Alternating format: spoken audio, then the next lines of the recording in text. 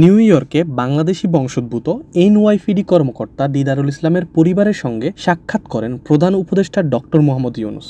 সোমবার নিউ ইয়র্কের একটি হোটেলে আবেগঘন পরিবেশে এই সাক্ষাৎ অনুষ্ঠিত হয়। ডক্টর মোহাম্মদ ইউনূস দিদারুলের পরিবারকে জানান তার গভীর শোক ও শ্রদ্ধা।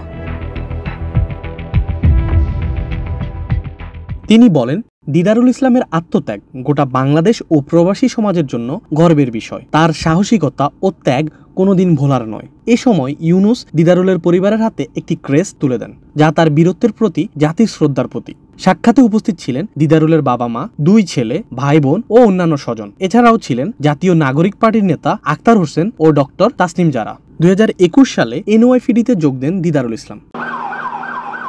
গত 28 জুলাই তিনি ব্রঙ্কসের দায়িত্ব পালনের সময় সন্ত্রাসীদের গুলিতে শহীদ হন। প্রাণহানির দিন তিনি বীরত্বের সঙ্গে হামলাকারীদের প্রতিহত করতে গিয়ে একাধিক গুলিবিদ্ধ হন। তার শরীরে 8 থেকে 10টি বুলেটের ক্ষতচিহ্ন পাওয়া যায়।